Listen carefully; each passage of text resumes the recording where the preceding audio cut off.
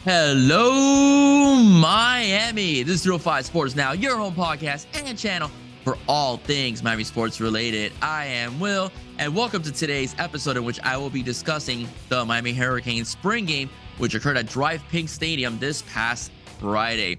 And I will give you my thoughts and so on and so forth. And I want to first start with the quarterback position. The quarterback position last year under Josh Gaddis was very heavily criticized for basically regressing, okay, as TVD did not have a good season, which he had prior, to last season, in which he was lighting up the ACC, and everyone expect him to be a Heisman Trophy candidate and possibly believed that year to become a first-round pick. But in the spring game, he was pretty impressive, all right? Pretty decent first drive to start off, struggled a bit as the defense picked up the pace and then ran the offense, I thought, very efficiently. He went 13 of 19 for 184 yards and 1 touchdown to Jacoby George. So TVD, in my opinion, looked very comfortable in this offense. It's slightly similar to what he had with Rhett Lashley about a couple of years ago, a spread offense, a bit quicker pace, a bit of a quicker pace than what they had last season with Josh Gaddis.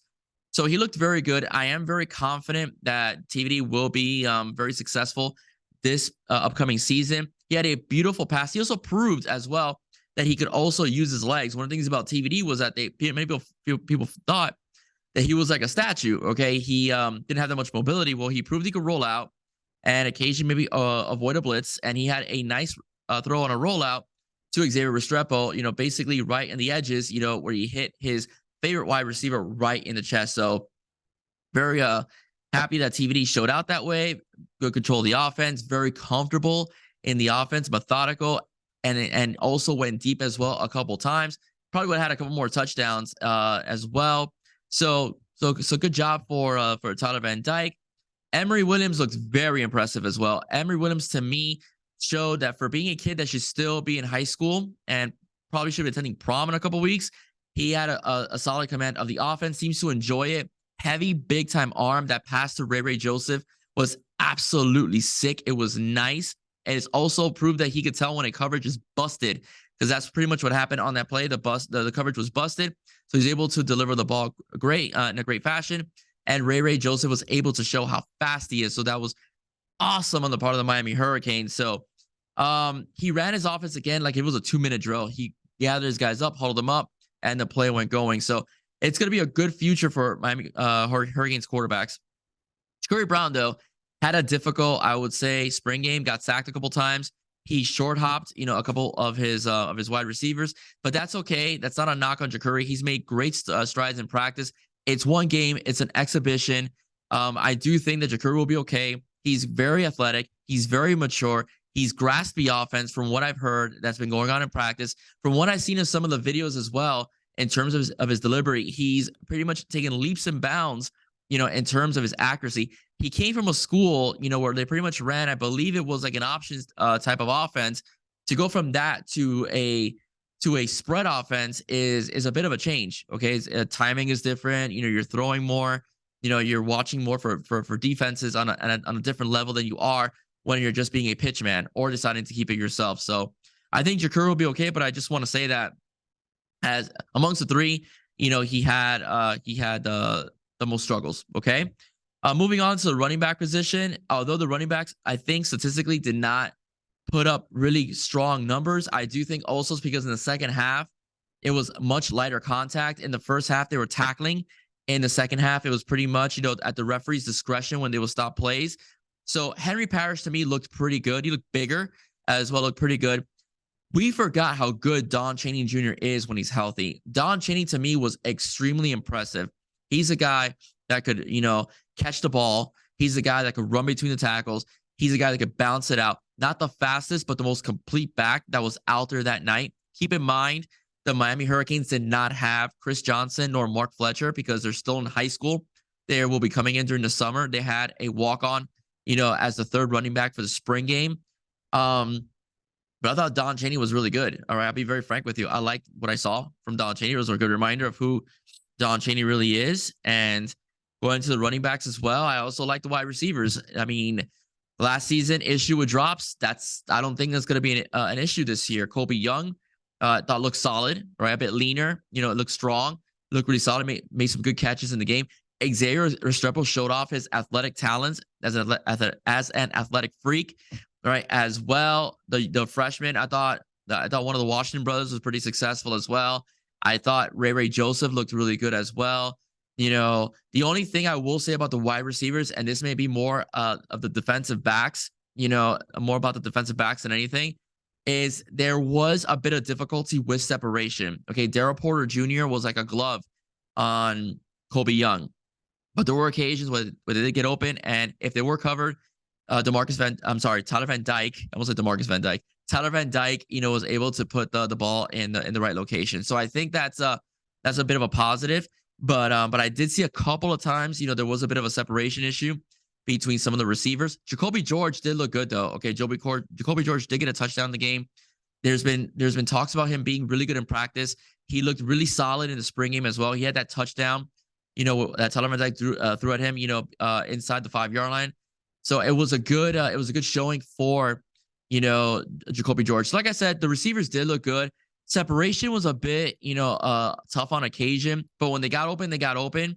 Remember, this offense that's created by Shannon Dawson is an offense that's supposed to display the talents of the quarterback and also display the capabilities of the skill position players.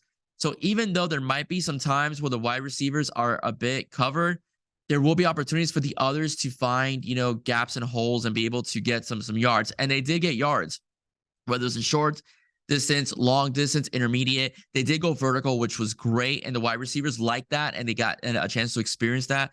Some of them made plays off of that as well. So I do think we will be in pretty decent shape, for this year at the wide receiver position. I do think they'll play better than people anticipate they will. We did not get a boundary wide receiver, in the 2023 recruiting cycle. We already have one for 2024. I think we're going to get two, because I do have a positive feeling about JoJo Trader, depending on how the year goes. But I do think Colby Young and Jacoby George will play better than is expected of them. We know that the slot receiver is set. Rashard Smith is going to ball. I do think he's going to ball in this offense. Restrepo's consistent, and I think Ray Joseph and Washington are going to play very well. They're going to see some playing time. And we know that Shannon Dawson likes, putting, skill position players out in the field all the time, rotating them, etc. Just look at the number of receptions from his Houston guys last year, and that's the evidence you need to see. The O-line, you can take it how you want as far as the offensive line goes. They gave up a few sacks. Maui Goa was able to bust through one of the gaps in general and get, Henry Parrish in there. I think it was a 4th and 2, and was able to tackle him. So you can make your case that the offensive line may have looked a little bit better, in some cases, and may have not. But I will say that the offensive line was still missing some key pieces. All right, they were missing Anez Cooper. They were missing Javion Cohen, and they were also missing Zion Nelson. So the offensive line is going to be better. They're going to gel quicker and quickly. Matt Lee, to me, looked very good at center. I felt like he looked very comfortable, commanding his team, his players, to be in the right position at the right time. Again, he's a veteran, and he's one of the top centers in the country, when he was at UCF. And I think this was a good get for Mauro Cristobal. And we will see, that this upcoming season. So that's a bit about the offensive line. Again, they gave some sacks, but I do think, there's some positives. The quarterbacks did have time to go deep on several occasions, and they were able to get the ball out of their hands quickly, with the offensive line blocking. But again, the defensive line did make some plays. On defense, Cam Kitchens, of course. Daryl Porter looked very good as well. Daryl Porter Jr. had some very good coverages against Colby Young. At the linebacker position, I was very impressed with Francisco Mauigoa, the transfer to Washington State, and the brother of Francis Mauigoa. He's going to be a baller, guys. Get ready. The kid was in the right position all the time. He was almost in every play that involved him. So I do think that Francisco Mauigoa is going to ball out this year. So I'm really, really intrigued to see, how this dynamic goes. The Miami Hurricanes, as far as linebacking goes, is much improved talent-wise this year than they were last year. Although, Corey Flagg did play better, I do think that Mauigoa, Basaint as well, and then Malik Bryant, and then you usher in, Raul Popo Aguirre, and so on. I do think that we're going to see, some really good play from the linebackers this upcoming season. All right. And again, the defensive line, Najee Kelly got there a couple times, even though they were missing Jared Harrison Hunt and they were missing LT3. Thomas Gore looked pretty solid. The defensive line looked pretty solid as well. Facing off against the offensive line, they got they got a lot of penetration. Those pass rushers were sick.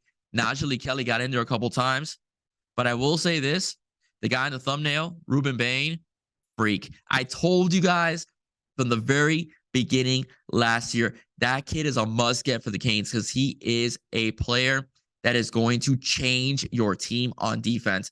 Ruben Bain from the inside or the outside is absolutely lethal. He's supposed to be, again, like Emory Williams, he's supposed to be going to prom this year, grad bash, and he decided to enroll early and contribute to his football team. And he contributed. He's been a monster in practice. They say he's virtually unblockable in practice. And in this game, in the spring game, he took a veteran like Jalen Rivers and made him into a revolving door. And that's not a knock on Jalen Rivers. Okay, Jalen Rivers has been in many competitive situations against some of the top defensive linemen, in the NCAA, in the ACC conference. But Ruben Bain is so explosive off the ball and has perfect technique. That swim move he did on Jalen Rivers to get to the quarterback, to get the sack, was sweet. All right. So Miami Hurricanes fans, this is not, just people blowing smoke, or this is not just overhyped. This kid is the real deal. You've got yourself the next best pass rusher in the NCAA. All right. What Gregory Rousseau was a couple of years ago, Ruben Bain is going to be better, and you got him for 3 years. I don't see him going anywhere. I really don't see him going anywhere, and he's going to pretty much wreak havoc for every single quarterback. And it doesn't matter what team, Florida State, Clemson, Virginia, Louisville, doesn't matter who the quarterback is, doesn't matter who the lineman is. You could put your best All-American on that kid. He's going to blow by them. He's just that committed, that good, and that intelligent of a football player. And again, you could put him against the guard, you put him against the tackle. He's going to blow by both of them because he's been killing it in practice. And he is used to playing elite competition, all right, at Central. He's mauled Northwestern guys, Columbus guys, IMG guys, Heritage guys. So, a Florida State guy or somebody from Clemson is just going to be just another notch on his belt because he's coming, guys. And I'm going to tell you, Ruben Bain is a beast. The guy ended up with like 70 sacks or something like that by the time his career was over. I'm including playoffs. Ruben Bain, Hurricane Bain, is absolutely going to ball this year. I'm telling you, freshman year, he's making that impact. And get ready, because if he makes an impact his freshman year, God help the ACC and the rest of the NCAA when he's a sophomore and junior. Okay, just to wrap things up again, I was very happy with what I saw. I was happy with the offense. I was happy with the defense. I was happy with the energy the coaching staff had. I was happy with the energy the players had on the sidelines as well. Much different than it was last year. I was happy to see our team go vertical on offense, and I was happy to see our defense take chances on defense, all right, as well. So I'm very excited about this year. I'm going to temper my expectations because I don't want to overdo it. Last year, I said it would be a 10-win season. I was obviously wrong, like many of you out there too. I was obviously wrong, so I'm not going to make a prediction on, even though I do think 7 is, what you need to get to a bowl game, and 8 would be the tops. But I'm not going to make a prediction on what an actual record is going to be, okay, as far as that goes. They just need to get to 7, okay? I think 7 is a very important number because it shows gradual growth by 2 games, and an 8 because you win your bowl game, okay? But if they go further than that, I'll be extremely happy. Hey, the men's team this year made it to the Final Four, and the ladies team made it to the Elite 8. So why can't the football team, take it up a notch in terms of expectations? All right, guys, like I said, I love the offense. I love the aggression on defense. I love this football team. Lifelong Canes fan. Always was, always will be. All right, guys, for me, if you like what you heard, please do not forget to like, share, and subscribe to 305 Sports Now. I am Will. Stay safe. God bless. See you soon. Go Canes.